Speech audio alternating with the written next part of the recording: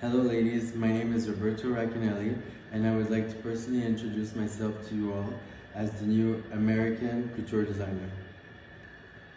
I can make you look like a Parisian supermodel. All you have to do is write me a letter. My aunt always told me that I grew up surrounded by only fashion people and that's why I'm the way I am, and I'm very thankful for that. And she owns a very iconic boutique in Montreal called Rix Racks, and her name is Juliette Royot. She's a stylist and a dressmaking supply and hat making supply specialized boutique in Montreal. And thanks to her, I'm very creative and artistic, and I'm the designer that I am today. Hey guys, I'm here with the Hollywood Times and I have an exclusive with Roberto Racanelli, and he is from Montreal, right? Yeah, Where are you from? I'm from Montreal, Canada. And where were you born? So I was born in Montreal, Canada, in Quebec. And how many languages do you speak? I speak 2 languages. My first language is French and my second is English. Nice. And explain to me, how did you get into fashion? So I was basically born into a world of fashion because my Italian grandparents were in the fabric district, and my grandmothers were seamstresses, and my aunt, she has an iconic dressmaking supply store and hat making supply store in Montreal that all the fashion people and all the dressmakers and costume designers go to get their trimmings and buttons and feathers and everything you need to create a garment.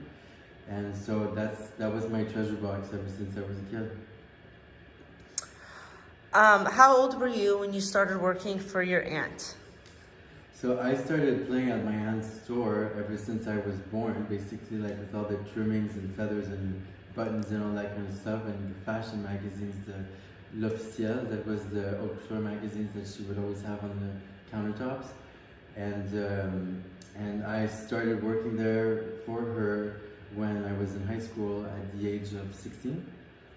And I was working back and forth with her for probably around 11 years, so I know a lot about trimmings and ribbons and buttons and all there is to do to make garments.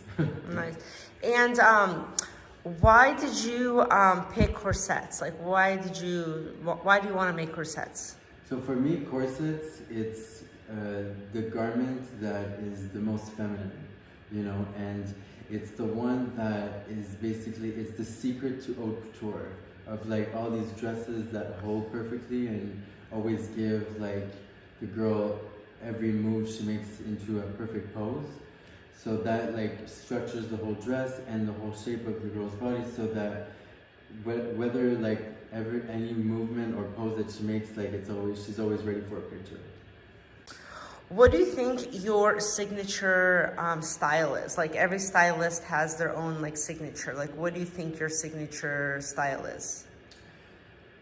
I would say my style is definitely something that is very feminine, that represents like the woman that I dress, you know, and the woman that inspire me, you know.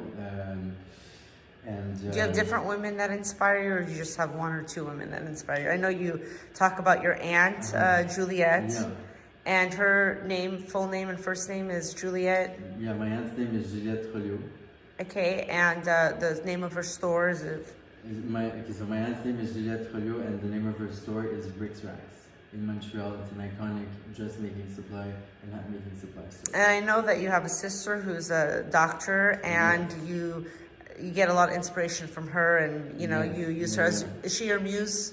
Of course, she's been my muse since I was born, you know. And well, she's so lucky to have a brother that, you know. Yeah, I mean, I was drawing dresses since I was 4 years old, and I was basically, you know, using fabrics and ribbons and making dresses on my sister with like knots and bows, you know. So, if women out there, Roberto, don't feel feminine, right? A lot of women are not born feminine and skinny and pretty and perfect, and you know, they are not confident. Do you feel like you could turn any woman into a feminine beauty with your dress and style? I don't think it's changing a woman into becoming feminine. I think, like, you know, whether a woman is feminine or masculine, It's just about bringing out the character and the confidence and the attitude that she wants, you know what I'm saying?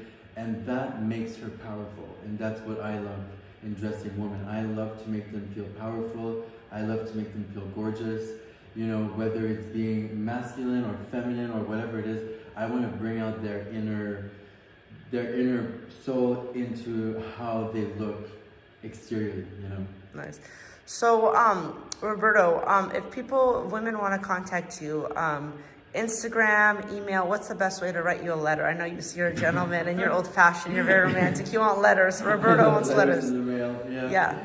But sealed with a kiss, of course.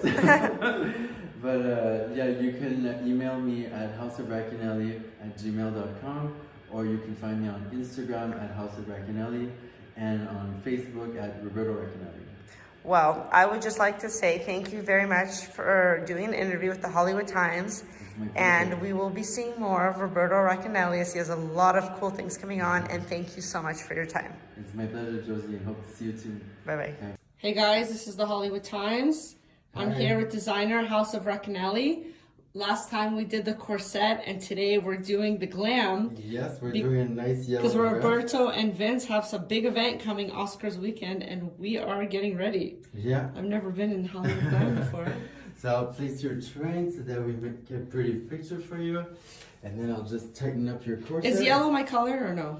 Yeah, yellow looks great on you. You look super gorgeous. Thank you, I love it. Yeah, and then let me tighten your corset. Okay. And you're good.